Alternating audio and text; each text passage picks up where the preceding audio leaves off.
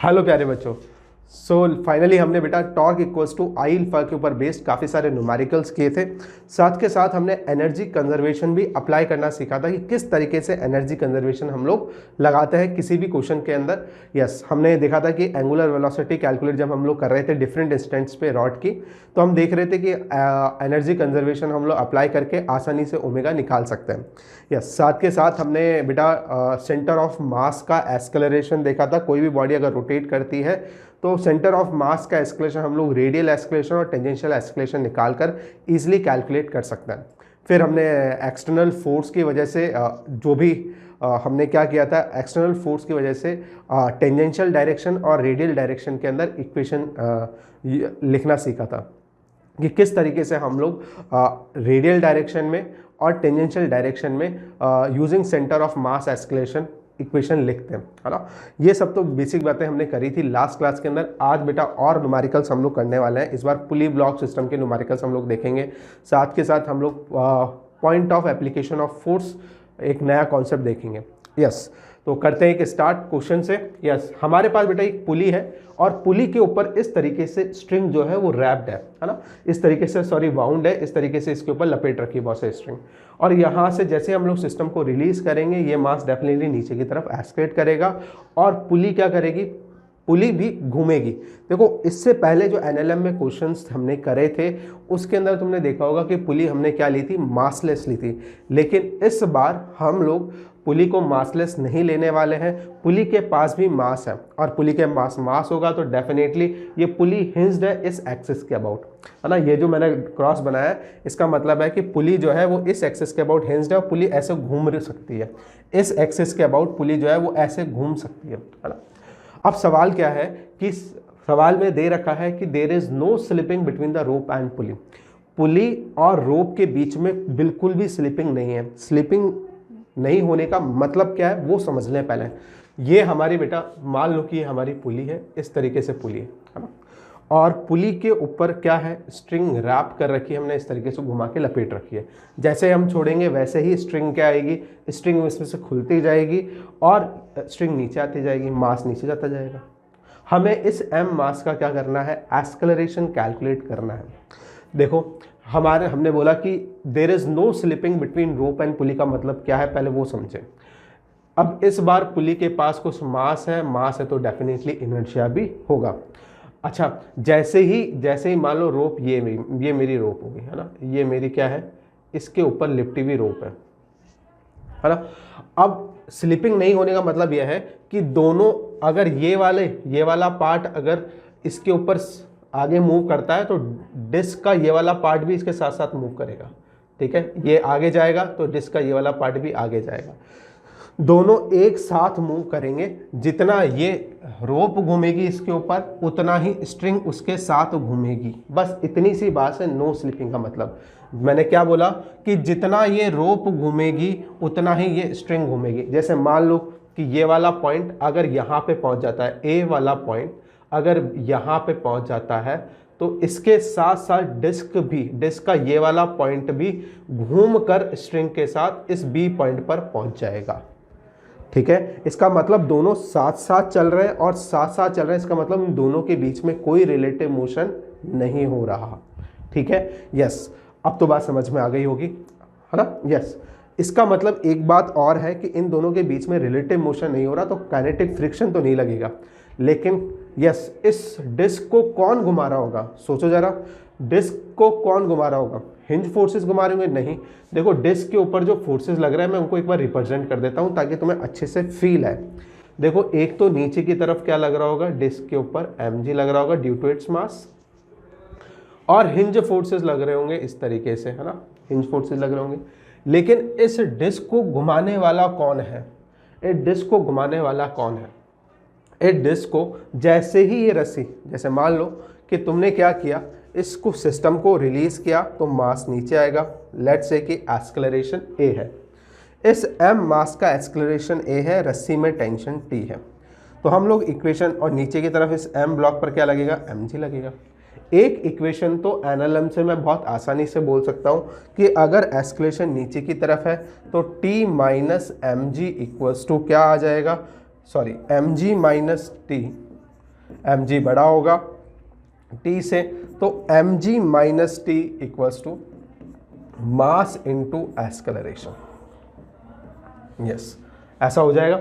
Yes, अब अगर ये स्ट्रिंग के पास एक्सेलरेशन, इस स्ट्रिंग का ये वाला एंड भी कितने से जा रहा होगा, नीचे a एक्सेलरेशन से जा रहा होगा, स्ट्रिंग का हर एक पार्टिकल a एक्सेलरेशन से नीचे की तरफ जा रहा होगा, ठीक है।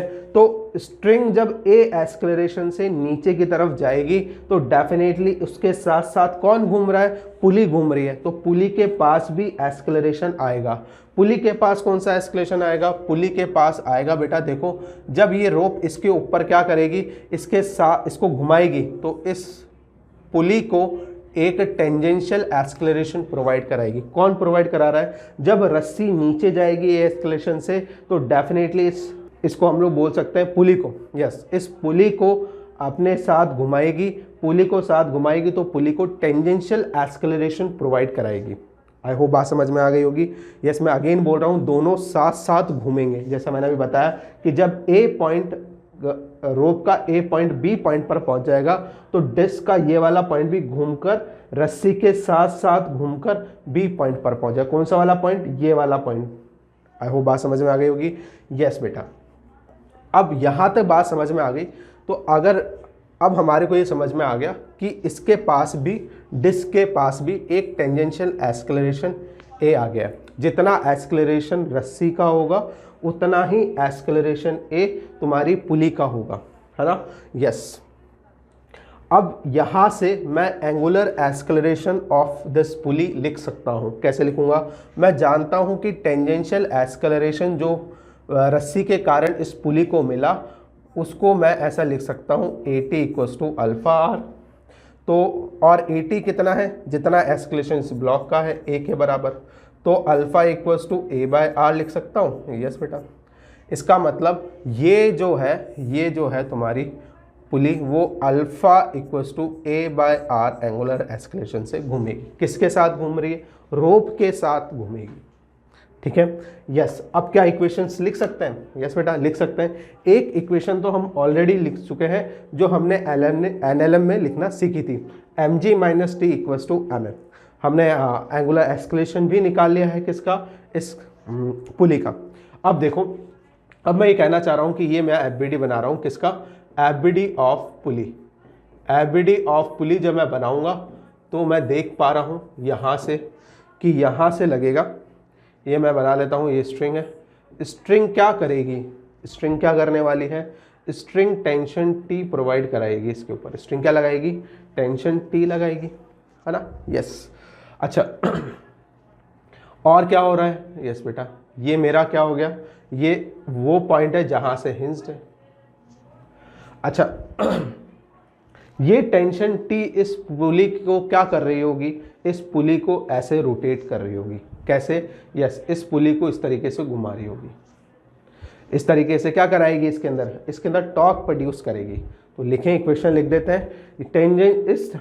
इस टेंशन टी के कारण, रोप में जो टेंशन टी है उसके कारण ये डिस्क क्या करने की कोशिश करेगी, घूमने की कोशिश करेगी। तो लिख देते हैं, डिस्क की रेडियस मान लेते हैं, डिस्क की रेडियस है आर, है ना। रेडियस हमें दे रखी थी डिस्क की, वो हमें दे रखी है बेटा आर दे रखी थी, ठीक है। यस, डिस्क की रेडियस आर है, टेंशन टी है, तो ये टॉर्क कैसे प्रोड्यूस करेगा, आर क्रॉस एफ ऐसे प्रोड्यूस करेगा। या मैं ऐसे बोल सकता हूँ कि ये टेंशन जो है इस पुली को इस तरीके से घुमाने की कोशिश करेगा। कैसे, इस पॉइंट के अबाउट ये टेंशन कैसे घुमाएगी, इसको डिस्क को ऐसे घुमाएगी, यूँ करके घुमाएगी। जब यूँ करके घुमाएगी तो क्या लिख सकते हैं हम लोग, इक्वेशन लिख सकते हैं यार, क्या दिक्कत है। टॉर्क इक्वल्स टू हम जानते हैं R perpendicular into F. R perpendicular कितना है, देखो ये रहा, ये मेरा ये हिंज्ड एक्सिस हो गई, ये मेरा टेंशन फोर्स हो गया। दोनों के बीच के परपेंडिकुलर कितनी है, आर है। देखो ये स्क्यू लाइन्स हो गई, mg फोर्स ये रहा, ये मेरी लाइन हो गई। तो torque equals to R into कितना हो गया, आर परपेंडिकुलर डिस्टेंस हो गई, फोर्स कितना है, टी है, तो tension torque equals to R T हो गया। और torque equals to I alpha भी जानता हूँ अबाउट दिस एक्सिस। जिस एक्सिस के अबाउट मैंने टॉर्क निकाला, इस पॉइंट इस एक्सिस के अबाउट निकाला है, उसी एक्सिस के अबाउट इनर्शिया मुझे कितना दे रखा, आई दे रखा है, आई इंटू अल्फा। तो आर टी इक्वल्स टू मेरे पास इक्वेशन आ गई, R T equals to alpha I हो गया और अल्फा का वैल्यू ए बाय आर हो गया। अब देखो अल्फा का वैल्यू ए बाय आर हो गया, तो टी बराबर मेरे पास इक्वेशन आ गई ए आई बाई आर स्क्वायर, मेरे पास इक्वेशन आ गई। ये इक्वेशन नंबर 2 हो गई। इक्वेशन 1 और 2 को यूज करके मैं ए का वैल्यू, एस्केलेशन का वैल्यू फाइंड आउट कर सकता हूं। देखो mg minus using 1 and 2, using 1 and 2 मैंने ऐसा लिखा mg minus A I divided by R square equals to mass into acceleration. तो mg equals to M A plus A I upon R square. तो mg equals to M कॉम A common निकाल लिया, हमारे पास आ गया m plus I upon R square आ गया। ठीक है, यस। तो फाइनली मेरे पास एस्केलेशन का वैल्यू आ गया, देखो mg upon m plus I upon R square. ठीक है, यस। थोड़ा चाहो तो सिंप्लीफाई कर सकते हो और रिजल्ट को याद भी कर सकते हो। ऐसे क्वेश्चंस पूछे जाते हैं, किस तरीके से पूछे जाते हैं मैं अभी बताता हूँ। देखो ये मेरे पास आ गया a equals to, yes, m common निकाल ले, पीछे रह जाएगा g, इसमें से भी m कॉमन निकाल ले, पीछे रह जाएगा i। देखो m इसमें से भी कॉमन निकाला, m इसमें से कॉमन निकाला, m कैंसिल कर दिए। जब m इसमें से कॉमन निकालूंगा तो पीछे रह जाएगा 1 और इसमें नीचे आ जाएगा m, तो ये हो जाएगा i upon M R square हो जाएगा। ठीक है, ये मेरे पास एस्केलेशन आ गया। ठीक है, अब तुम्हें बोल दिया जाएगा कि डिस्क है, एक डिस्क है, उसके ऊपर ऐसे वायर को रैप कर दिया है और there is no slipping, find the acceleration, है ना। इस तरह का कोई भी सिस्टम हो, इसकी जगह हमें सिलेंडर भी दे सकते हैं, सॉलिड सिलेंडर हो सकता है, इसकी जगह तुम्हें है ना रिंग दे दे, इसकी जगह डिस्क दे दे, ऐसा बोल दे, तो आई का वैल्यू उसके अकॉर्डिंग तुम्हें पुट करना होगा और एस्केलेशन फाइंड आउट करना होगा। ठीक है, यस बेटा। नेक्स्ट क्वेश्चन देखें। यस, इससे एक बात और मैं ऑब्जर्व कर पा रहा हूँ, क्या कर पा रहा हूँ, इससे अगर मैं मासलेस पुली ले लेता हूँ, तो मासलेस पुली ले लूँगा तो एक बात समझ में आती है कि आई मेरा 0 हो जाएगा, क्योंकि इनर्शिया इज इक्वल्स टू, हमारे को पता है कि इनर्शिया जो है वो मास के ऊपर डिपेंड करता है। तो अगर मैं पुली का मास ही 0 कर दूंगा तो इनर्शिया भी 0 हो जाएगा और इनर्शिया 0 होते ही ए बराबर कितना आ जाएगा, g आ जाएगा। ठीक है, जब ये पुली मासलेस होगी उस कंडीशन में मेरे पास देखो इक्वेशन क्या बनेगी, उस टाइम मेरे पास फ्रीली फॉल करेगा ये मास, है ना। नोट करें बेटा। यस बेटा। नेक्स्ट क्वेश्चन ऐसा एक और हम लोग करते हैं, है ना। हमें ये वाली इक्वेशन तो बहुत अच्छे से बनानी आती है, पहले से आती है। हमने जो नया पार्ट देखा वो ये देखा कि टॉर्क किस तरीके से टेंशन पुली के अंदर टॉर्क प्रोड्यूस करती है, क्योंकि एनएलएम के अंदर हमने सिर्फ और सिर्फ मासलेस पुलिस के ऊपर बेस्ड क्वेश्चन करे थे। ठीक है, एक और क्वेश्चन देखते हैं बेटा, एक और सिस्टम। इस बार अगेन हमें है ना इस पुली का इनर्शिया दे रखा है और हमें दे रखा है कि slipping, there is no slipping between the rope and the pulley. ठीक है, यानी कि पुली और रोप दोनों साथ साथ घूमेंगे। चाहे तो मैं एक बार वापस से एक्सप्लेन कर सकता हूं। मैंने ऐसा बोला कि अगर ये पुली है, ठीक है, पुली है और रोप इसके ऊपर से ऐसे जा रही है ना, इस तरीके से इस तरीके से जा रही है रोप। अच्छा, स्लीपिंग नहीं होगी, इसका मतलब अगेन स्लीपिंग नहीं होने का मतलब यह है कि जितना रोप इसके ऊपर पुली के ऊपर मूव करेगी उतना ही पुली भी घूमेगी उसके साथ साथ। रोप के साथ साथ पुली भी मेरी क्या करने वाली है, घूमने वाली है। ठीक है, और इस तरीके से घूमेगी कि उनके बीच में बिल्कुल भी स्लिपिंग ना हो। अगर स्लिपिंग नहीं होगी तो कौन सा फ्रिक्शन एक्ट करेगा, केवल और केवल स्टैटिक फ्रिक्शन एक्ट करेगा, मैं बता देता हूँ। ठीक है, यस, ये इतना डिटेल में हमें जाने की जरूरत नहीं है, लेकिन स्टिल अगर किसी बच्चे के दिमाग में आ रहा है कि फिर कैसे मूव कर रही है पुली, तो डेफिनेटली इन पुली और रोप के बीच में स्टैटिक फ्रिक्शन लग रहा है और उस स्टैटिक फ्रिक्शन के कारण ही पुली क्या कर पा रही है, घूम पा रही है ना। देखते हैं, अभी देखते हैं, धीरे धीरे हमें समझ में आएगी बात।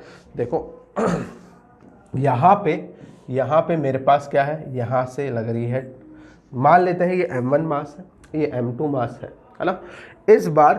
इस बार पुली के पास कुछ मास है और मास है, तभी इसके पास क्या दे रखा है, इसका inertia, moment of inertia about this axis दे रखा है, हमें I दे रखा है और हमें इन ब्लॉक्स का एस्केलेशन फाइंड आउट करना है। देखो सबसे पहले जब भी पुली का मास दे रखा हो तो tension in the rope same नहीं रहने वाली है। ये सबसे इंपॉर्टेंट पॉइंट है। क्यों नहीं रहेगी सेम वो मैं अभी चर्चा करूंगा, लेकिन अभी के लिए तुम्हारे दिमाग में ये रहना चाहिए कि जब भी पुली का मास दे रखा हो तो हमें टेंशन सेम नहीं लेनी है। क्यों नहीं लेनी है उसको समझते हैं। पहले मान लेते हैं कि इस रोप में टेंशन T1 है, T1 है ना, इस रूप में टेंशन T1 है। तो ये टेंशन इस पुली को क्या करेगी, ये देखो इस टेंशन इस पुली को घुमाने की कोशिश करेगी। कैसे घुमाएगी, ऐसे घुमाएगी, ऐसे घुमाने की कोशिश करेगी। और दूसरे एंड पर टेंशन T2 होगी, सेम नहीं रहेगी टेंशन। यस, मैं अब तुम बोलोगे कि सर आपने तो बोला था कि स्ट्रिंग सेम हो तो टेंशन भी सेम होगी। बेटा वो तब बोला था जब पुली जो थी वो मासलेस थी, लेकिन इस बार पुली के पास मास है और पुली और रोप के बीच में फ्रिक्शन लग रहा है, और उस फ्रिक्शन के कारण ऐसा हो रहा है कि इनके बीच की टेंशन, दोनों साइड जो टेंशन है वो सेम नहीं रही है। अभी मैं एक्सप्लेन भी करूंगा इस बात को कि सर ये ऐसा कैसे हो रहा है, वो भी बताएंगे। अभी के लिए मान लो कि एक एंड पे टेंशन T1 है, दूसरे एंड पे टेंशन T2 है ना। यस, इक्वेशन लिख सकते हैं, NLM वाली इक्वेशन तो बहुत आसानी से लिख ही सकते हैं। फिर हम इक्वेशन लिखेंगे पुली के ऊपर। तो पहले हम लोग लिख लेते हैं। देखो इस रोप में टेंशन T1 है, इस रोप में टेंशन T2 है। मुझे एस्केलेशन ऑफ ब्लॉक निकालना है। ये T1 और इसमें मान लिया T2। नीचे की तरफ क्या लगेगा, इधर है M1G और इधर है M2 इंटू G। ओहो हो, तो इक्वेशन लिखते हैं। बेसिक इक्वेशन तो लिख ही सकते हैं। मान लेते हैं कि ये नीचे की तरफ जा रहा है A एस्केलेशन से। अगर A एस्केलेशन से ये नीचे जा रहा है और रस्सी इनएक्सटेंसिबल है तो कंस्टेंट यूज करके मैं ये तो बोल ही सकता हूं कि रस्सी का हर एक पार्टिकल A एस्केलेशन से क्या कर रहा होगा, नीचे की तरफ आ रहा होगा।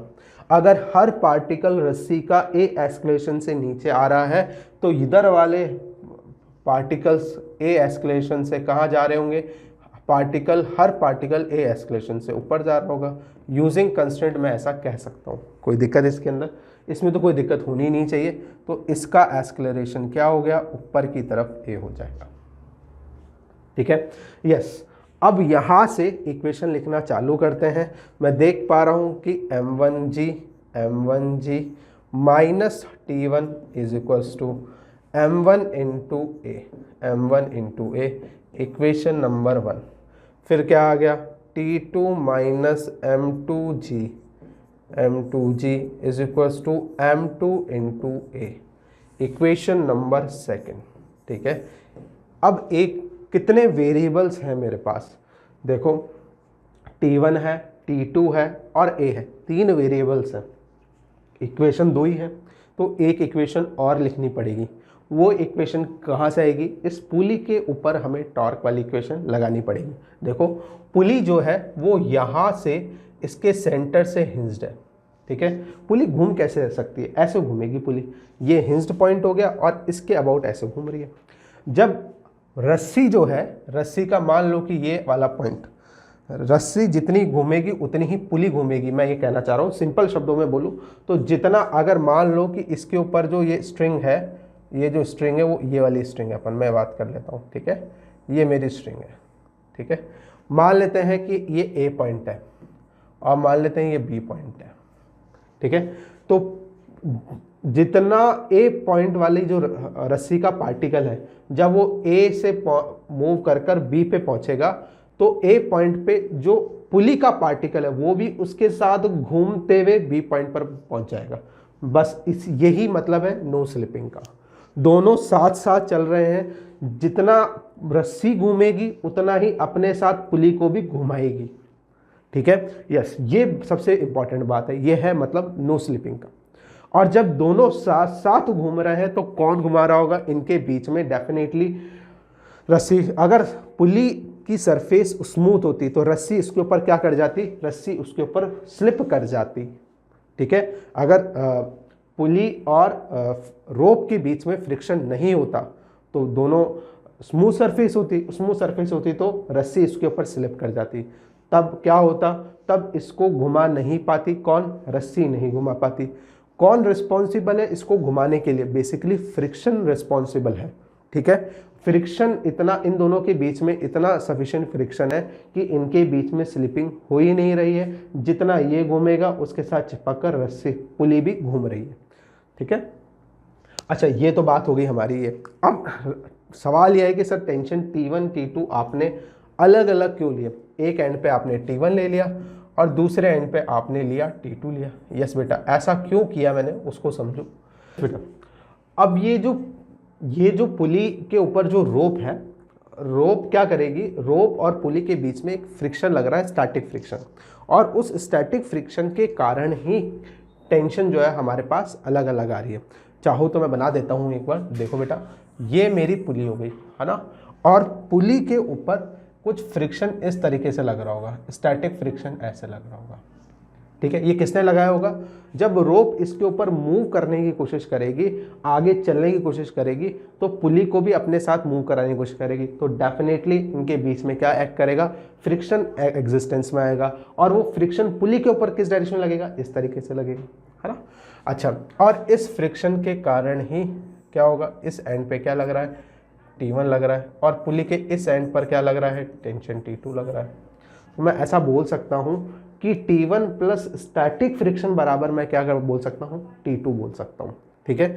इस तरीके से मैं रिलेट कर सकता हूँ T1 स्टैटिक फ्रिक्शन और T2 को।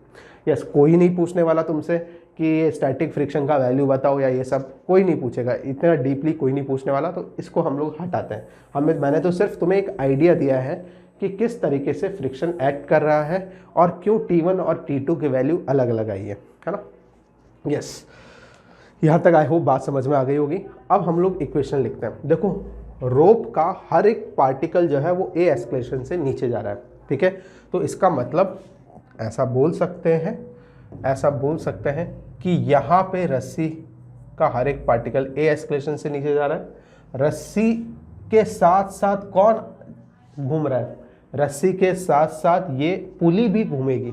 पुली जब घूमेगी तो पुली को क्या मिलेगा, टेंजेंशियल एक्सेलरेशन मिलेगा, ठीक है। यस, टेंजेंशियल एक्सेलरेशन कैसे मिलेगा, जिस डायरेक्शन में रोप घूम रही है उसी डायरेक्शन में पुली घूमेगी तो पुली को कौन सा एक्सेलरेशन मिलेगा, पुली को टेंजेंशियल एक्सेलरेशन मिलेगा, AT मिलेगा, ठीक है। Yes, tangential acceleration equals to alpha R हो जाएगा, ठीक है बेटा। यस, लिख सकते हैं अब तो इक्वेशन।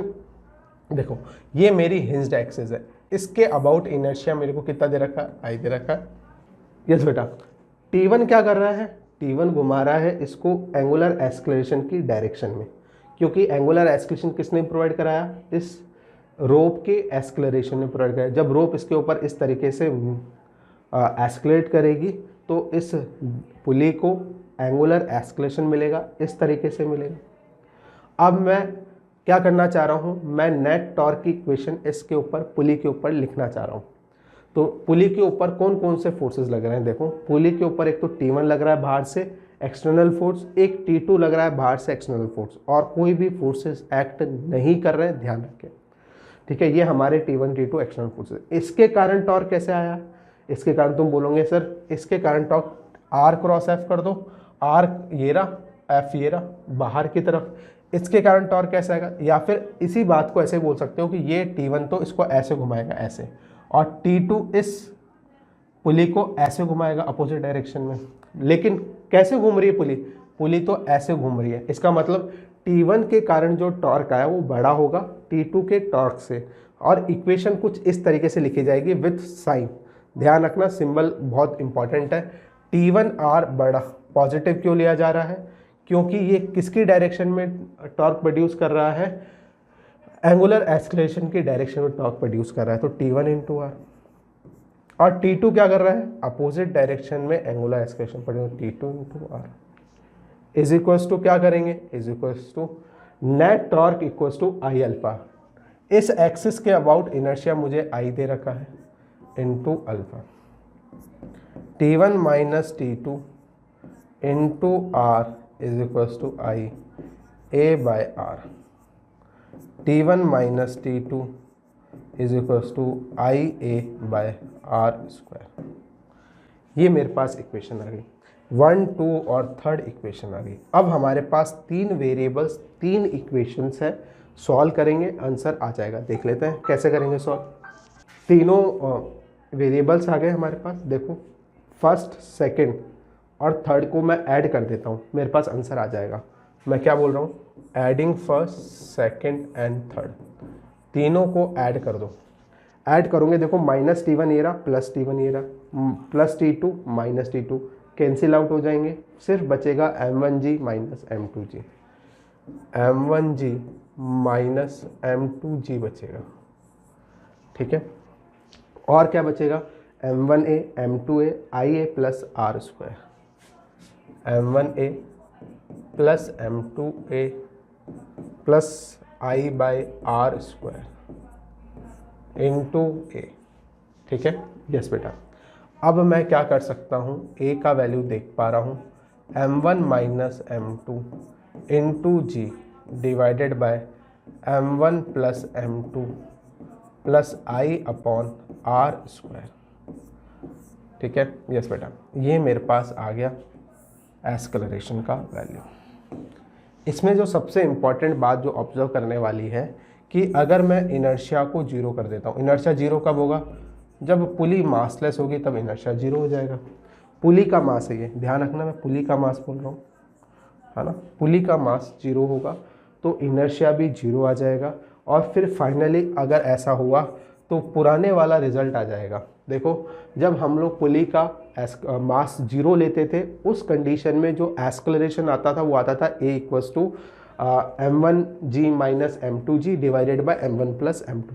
ठीक है, तो इधर अगर मैं पुली के इनर्शिया को 0 कर रहा हूँ तो अगेन सेम रिजल्ट आ जाएगा, that is M1 - M2 into G divided by M1 + M2 आ जाएगा।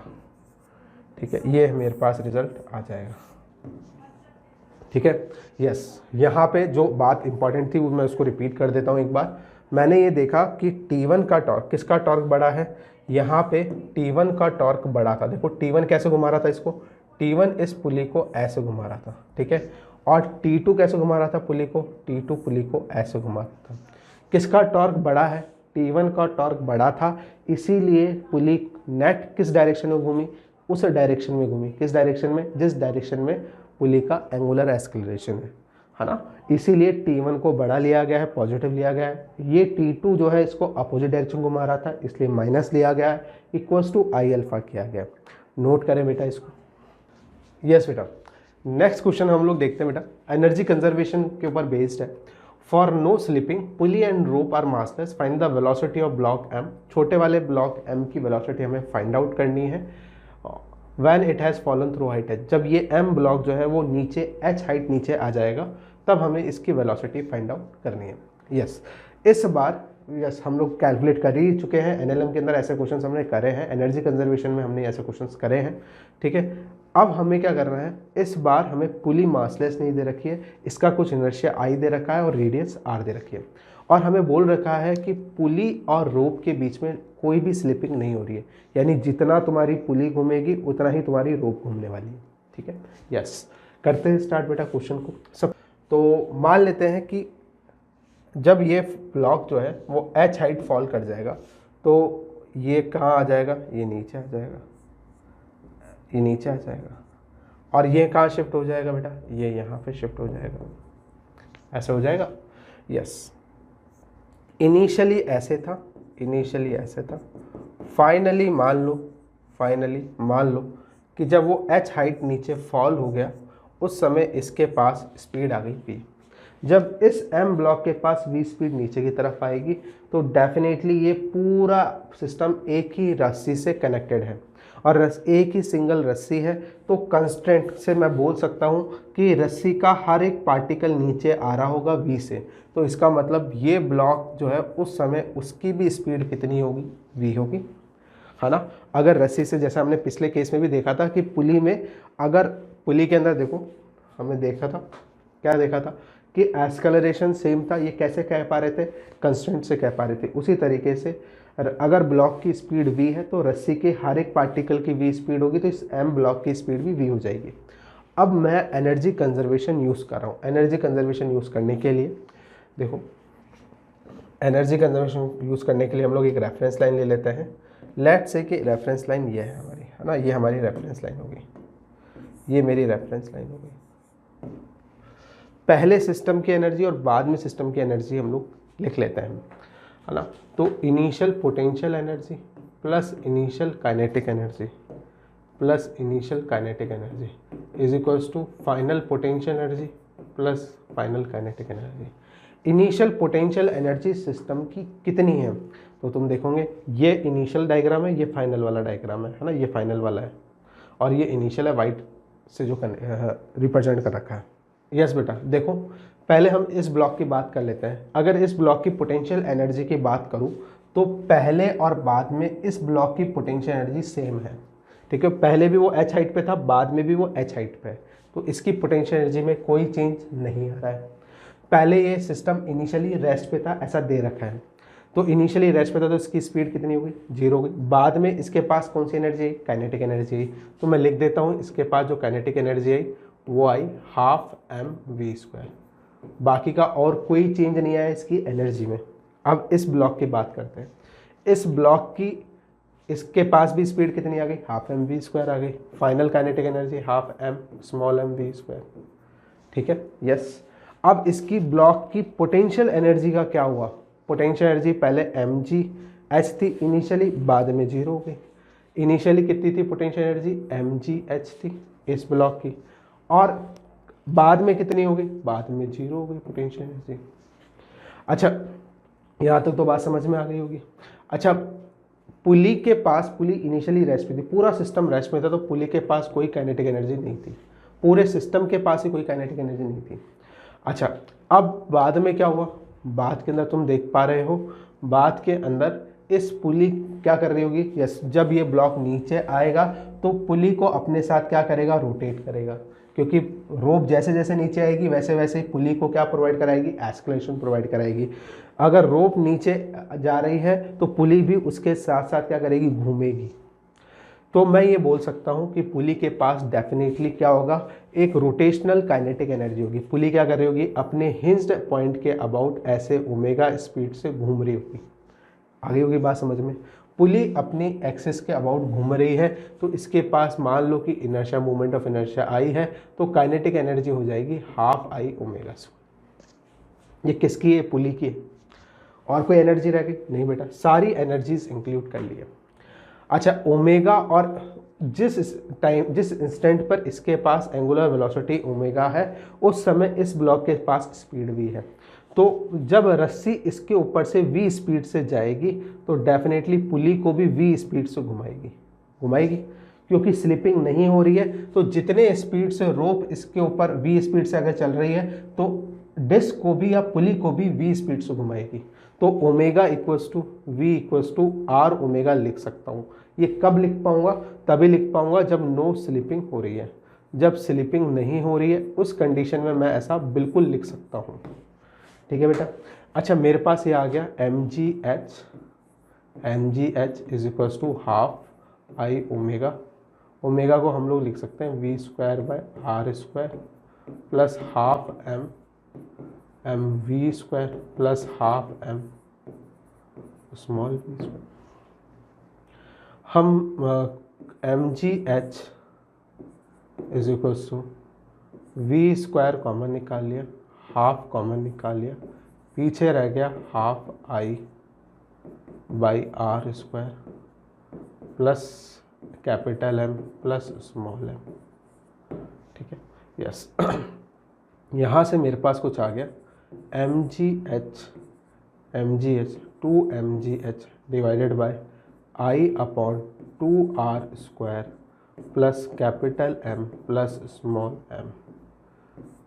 यस, ये हो गया, ये v² हो गया, तो v² को हटाने के लिए रूट आ गया। बेटा ये मेरे पास स्पीड आ गई, किसकी, इस ब्लॉक की स्पीड आ गई या इस ब्लॉक की स्पीड आ गई, फाइनल स्पीड जब वो h हाइट ड्रॉप हो जाएगा, ठीक है। सवाल बिल्कुल सेम है पहले जैसा हमने किया था एनर्जी कंजर्वेशन, सिर्फ अंतर इतना सा है कि इस बार ये क्या आ गई, इस बार ये पुली आ गई जिसका कुछ मास है। तो पुली की हाइट में तो कोई चेंज नहीं आया, तो इसकी पोटेंशियल एनर्जी में कोई चेंज नहीं आया, बस एक एक्स्ट्रा काइनेटिक एनर्जी आ गई सिस्टम में, और वो कितनी आई, 12I⍵²। नो स्लिपिंग के केस में डिस्क की जो एंगुलर स्पीड होगी और ये रोप की जो स्पीड होगी उसको हम लोग इस तरीके से रिलेट कर सकते हैं। अगर रोप v स्पीड से नीचे जा रही है तो उसके साथ साथ ये भी क्या होगा, ये डिस्क को भी टेंजेंशियल स्पीड v देगा।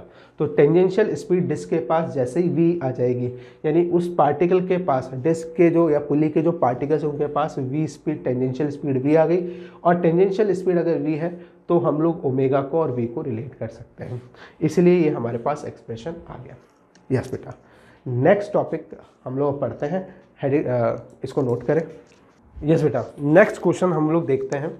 हमारे पास बेटा एक रॉड है और वो L/4 डिस्टेंस पे हिंज्ड है और हम हॉरिजॉन्टल पोजीशन से हमने इसको रिलीज़ किया है। जब ये रॉड जो है इस तरीके से वर्टिकल पोजीशन में आ जाएगी उस समय इसकी एंगुलर स्पीड पूछी गई है। ठीक है, याद करो एंगुलर स्पीड हमने पहले भी लास्ट क्लास में भी 2 क्वेश्चंस में निकाली थी। कैसे निकाली थी याद करो, हमने एनर्जी कंजर्वेशन यूज़ किया था। यस, और उसकी हेल्प से आसानी से रॉड की एंगुलर वेलोसिटी आ गई थी, किसी भी पोजीशन पे निकाल सकते हो। इस केस में भी हम लोग क्या करेंगे, एनर्जी कंजर्वेशन यूज़ करेंगे, है ना। तो हम करते हैं स्टार्ट क्वेश्चन को। बेटा देखो, इनिशियली बेटा कुछ इस तरीके से रॉड थी, है ना। रॉड का हिंज्ड पॉइंट ये था, है ना। मैंने एक स्ट्रेट लाइन से रिप्रेजेंट कर दिया है। बाद में क्या हुआ, जब रॉड इस हिंज पॉइंट के अबाउट ऐसे घूमते हुए नीचे आएगी, ये इसका रॉड का सेंटर ऑफ मास हो गया। मैं क्रॉस से रिप्रेजेंट कर रहा हूँ। कुछ टाइम बाद रॉड जो है वो इस तरीके से आ जाएगी और इसका सेंटर ऑफ मास घूमते हुए इधर आ जाएगा, सेंटर ऑफ मास इधर आ जाएगा, रॉड ऐसे है। अच्छा, ये वाली डिस्टेंस कितनी, ये तो L/4 ही रहेगी, है ना। यस, और ये वाली डिस्टेंस है हमारे पास L/4 है। और हिंज्ड कहाँ से, हिंज्ड यहाँ से, ये हिंज्ड है। यस, इस तरीके से हो गए। उस समय जब रॉड वर्टिकल पोजीशन में आएगी तब लेट्स से कि एंगुलर स्पीड ओमेगा है ना। सेंटर ऑफ मास की एंगुलर स्पीड कितनी मान ली हमने, ओमेगा। सेंटर ऑफ मास की एंगुलर स्पीड ओमेगा, इसका मतलब है पूरी रॉड की एंगुलर स्पीड कितनी है, ओमेगा है ना। ये इसमें तो कोई दिक्कत ही नहीं होनी चाहिए। हम स्टार्ट करते हैं एनर्जी कंजर्वेशन लगाना। हम जानते हैं, देखो सबसे पहले तो क्योंकि यहाँ हिंज्ड है और हिंज पॉइंट पर जो फोर्सेस लगेंगे उस पॉइंट का कोई डिस्प्लेसमेंट नहीं हो रहा है, इसलिए work done by the hinged force is 0। That's why हम लोग एनर्जी कंजर्वेशन इस केस में लगा पा रहे हैं, मैकेनिकल एनर्जी कंजर्वेशन। ठीक है, कैसे लगाएंगे वो देखो, initial potential energy plus initial kinetic energy equals to final potential energy plus final kinetic energy. Initial potential energy of the hinge point कितनी है, रेफरेंस लाइन, मैं क्या करता हूँ रेफरेंस लाइन ले लेते हैं क्योंकि आसानी से कर पाएंगे। Reference line centre of mass पे ले लो। रॉड की पोटेंशियल एनर्जी लिखने के लिए हम लोग क्या यूज़ करेंगे, रॉड की पोटेंशियल एनर्जी लिखने के लिए हम लोग रॉड के सेंटर ऑफ मास की पोटेंशियल एनर्जी लिखेंगे। ठीक है, रॉड का सेंटर ऑफ मास देखो ये कितनी डिस्टेंस है, ये L/4 है और सेंटर ऑफ मास यहाँ पे होगा। रॉड का सेंटर ऑफ मास इसके L/2 डिस्टेंस पे होगा, ये L/4, तो ये भी कितना हो गया, ये भी L/4 हो गया। यानी कि ये डिस्टेंस कितनी है, ये मेरी ऊपर वाली L/4 तो नीचे वाली भी L/4 होगी। रॉड ऐसे घूमकर और यहाँ पे आ गई है, सेंटर ऑफ मास यहाँ से घूमकर यहाँ पर आ गया। ठीक है, क्लियर है। यस बेटा, ये L/4 है ना। जब ये वर्टिकल हो जाएगी रॉड इस तरीके से घूमकर ऐसे आएगी तो ऊपर वाला पार्ट L/4, नीचे वाला L/4, ये मिड पॉइंट हो गया, ये रॉड का नीचे वाला पार्ट L/2 हो जाएगा। Potential, initial potential energy rod की क्या होगी, जो potential energy centre of mass की होगी। कितनी होगी रॉड की पोटेंशियल एनर्जी, देखो रेफरेंस लाइन ये मानी है तो रॉड की पोटेंशियल एनर्जी मैं आसानी से लिख सकता हूँ और वो कितनी आएगी, तुम बोलोगे रॉड की पोटेंशियल एनर्जी हो जाएगी mgL/4। ठीक है, कितना ऊपर है height, height is equals to L/4, तो रॉड का mass into gravity into L/4। Kinetic energy initially release किया है इसलिए 0 है, रॉड को रिलीज किया था इस पोजीशन से। ठीक है, फाइनली कितनी हो गई, final potential energy reference line पे आ रहा है रॉड का सेंटर ऑफ मास इसलिए 0 हो गई, प्लस रॉड क्या कर रही है, घूम रही है, तो रॉड की कौन सी एनर्जी लिखेंगे। ऐसा नहीं है, कुछ बच्चे हो सकता है दिमाग में ये यूज़ करें कि हाफ m v² स्क्वायर कर दो sir, velocity of centre of mass का स्क्वायर कर दो। बेटा बिल्कुल भी नहीं है, काइनेटिक एनर्जी कभी भी v² के टर्म्स में नहीं लिखी जाती है, हमेशा I ओमेगा स्क्वायर के टर्म्स में लिखी जाएगी अगर बॉडी रोटेट कर रही है तो kinetic energy half I omega square हो गया। ठीक है। यहाँ से रिलेट कर सकते हैं mg ओमेगा की वैल्यू निकाल सकते हैं 2mg L/4 divided by I is equals to omega square. Yes, I का वैल्यू हमने नहीं निकाला है, रॉड की लेंथ हमें पता है, हिंज पॉइंट पता है, तो मैं निकाल सकता हूँ, बिल्कुल निकाल सकते हो यार। देखो यहाँ से सेंटर ऑफ मास के अबाउट, हिंज पॉइंट ये है, हिंज एक्सिस ये है, इसके अबाउट क्या कर रही है, रॉड घूम रही है, इस पॉइंट के अबाउट घूम रही है, तो इनर्शिया भी किसके अबाउट निकालेंगे, इसके अबाउट निकालेंगे।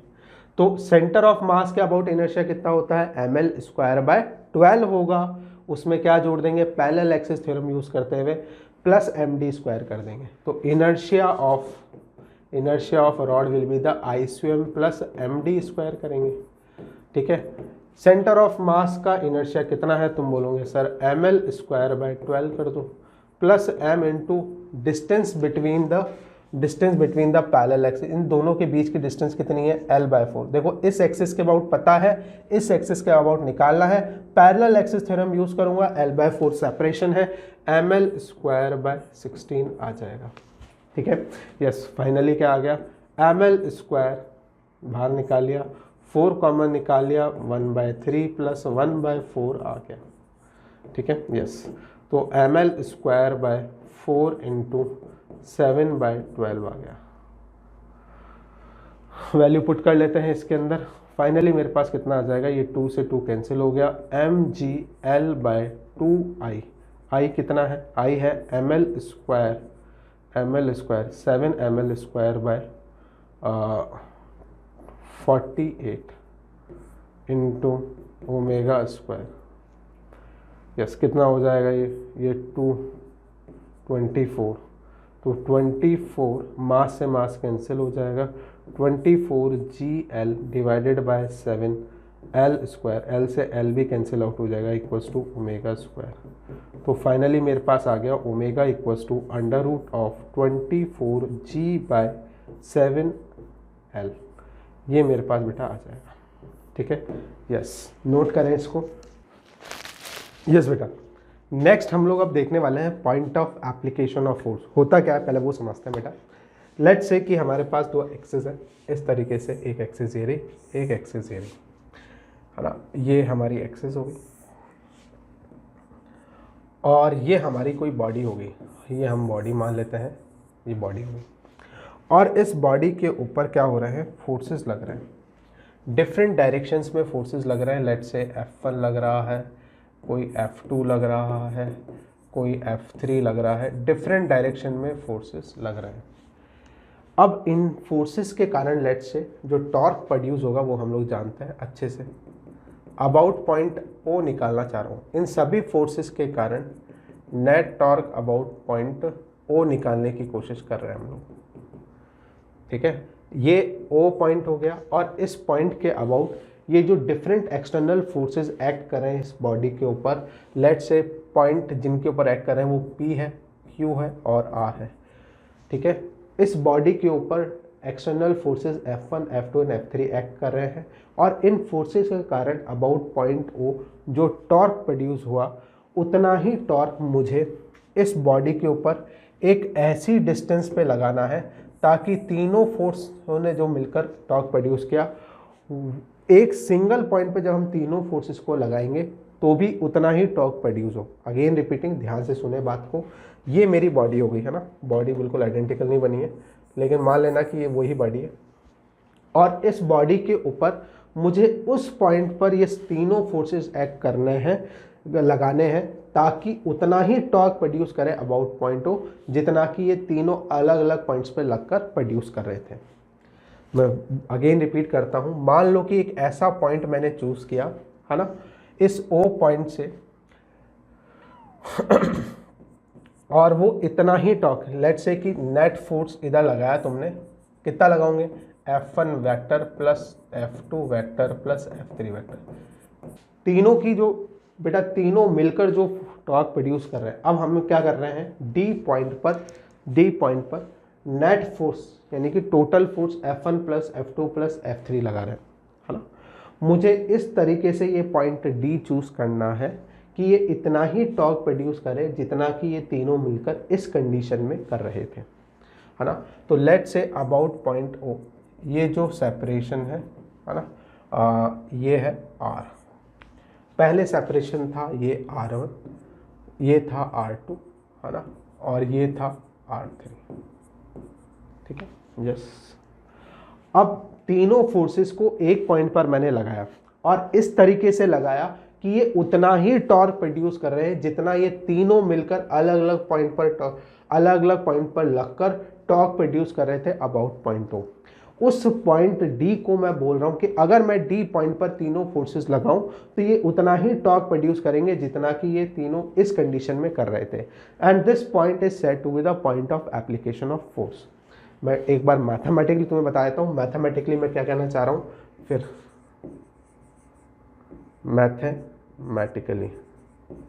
मैथमेटिकली क्या होगा,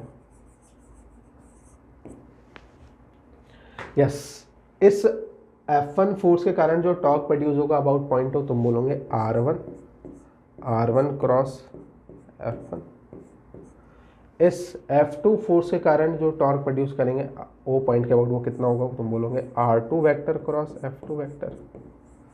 इसी तरीके से F3 फोर्स के कारण ओ पॉइंट के अबाउट जो टॉर्क प्रोड्यूस होगा वो होगा R3 vector cross F3 vector, ठीक है बेटा।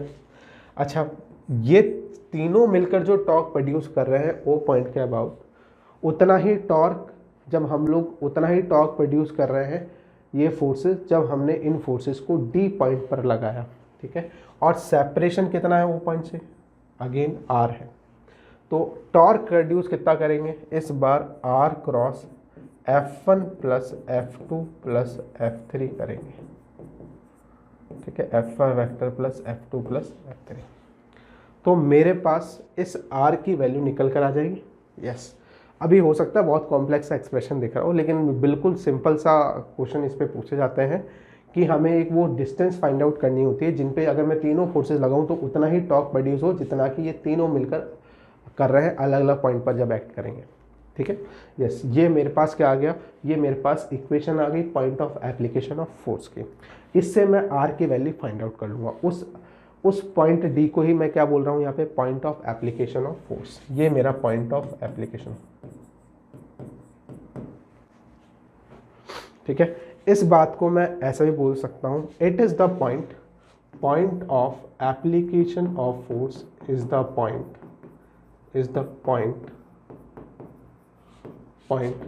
about which net torque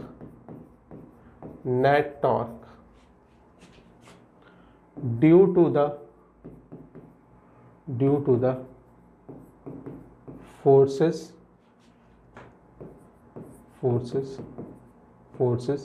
जितने भी फोर्सेस लग रहे हैं acting on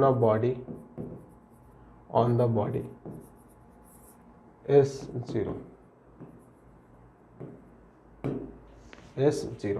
definitely D point से ये फोर्स क्या कर रहा है, पास करेंगे, ठीक है। Point of application of force से डेफिनेटली ये डी पॉइंट एक ऐसा पॉइंट है जहां से ये तीनों फोर्सेस क्या करेंगे, पास करेंगे, है ना।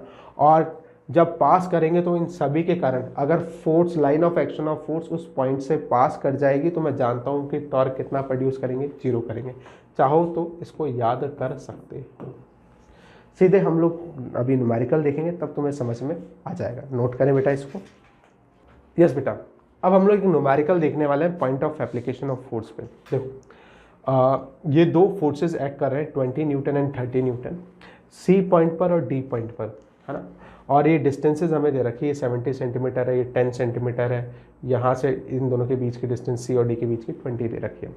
हमें point of application of force निकाला है। Point of application of force का मतलब अगेन रिपीट कर देता हूँ कि इन जितने भी फोर्सेस एक्ट कर रहे हैं उन सब का उन सभी को मुझे एक पॉइंट पर लगाना है सच दैट वो भी उतना ही टॉर्क प्रोड्यूस करे, उस पॉइंट पे लगाना है ताकि वहाँ पे लगाने से भी उतना ही टॉर्क प्रोड्यूस हुए जितना कि ये फोर्सेस अलग अलग पॉइंट पर लगकर टॉर्क प्रोड्यूस कर रहे हैं, ठीक है। अब कर लेते हैं एक बार, इसके कारण कितना टॉर्क प्रोड्यूस हो रहा है पहले ये देखो। किसी भी पॉइंट के अबाउट निकाल लो, इन फोर्सेस के कारण किसी भी पॉइंट के अबाउट नेट टॉर्क निकालो। तो net torque about point A निकाल लेते हैं। अबाउट पॉइंट ए कितना आएगा? इस 20 न्यूटन के कारण कैसे आएगा बेटा? ये आएगा इस तरीके से, बाहर की तरफ आएगा। तो टॉर्क ड्यू टू 20 न्यूटन देखो कितना आएगा, तुम बोलोगे सर ये आएगा आर क्रॉस एफ कर देना 10 सेंटीमीटर इंटू 20, है ना। सेंटीमीटर को मीटर में कन्वर्ट करने के लिए 100 से डिवाइड कर देते हैं, कितना हो जाएगा? 2 न्यूटन मीटर आ जाएगा। किस डायरेक्शन में आएगा? बाहर की तरफ आ रहा है तो डॉट लगाया। इसी तरीके से 30 की वजह से कैसे आएगा? इस तरीके से आ जाएगा 30 सेंटीमीटर, यहाँ से यहाँ तक की डिस्टेंस 30 सेंटीमीटर, फोर्स कितना लग रहा है? 30 न्यूटन। इसको कैसे घुमाएगा? ऐसे घुमाएगा। आर क्रॉस एफ करोगे तो अंदर जा रहा है तो 9 न्यूटन मीटर आएगा, क्रॉस में आ जाएगा। तो नेट टॉर्क कितना आ जाएगा? तुम बोलोगे नेट टॉर्क आ जाएगा, यस। ये अंदर की तरफ को पॉजिटिव ले लेते हैं, इसको पॉजिटिव ले लेता हूँ और क्रॉस को नेगेटिव ले लेता हूँ।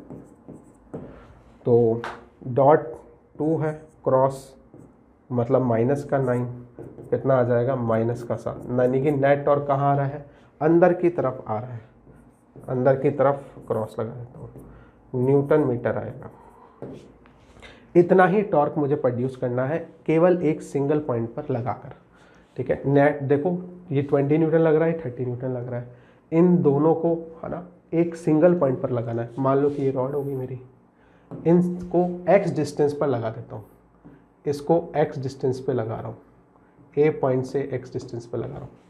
देखो इन सब का सम कर लो, वेक्टर सम करेंगे f रिजल्टेंट निकालने के लिए, है ना।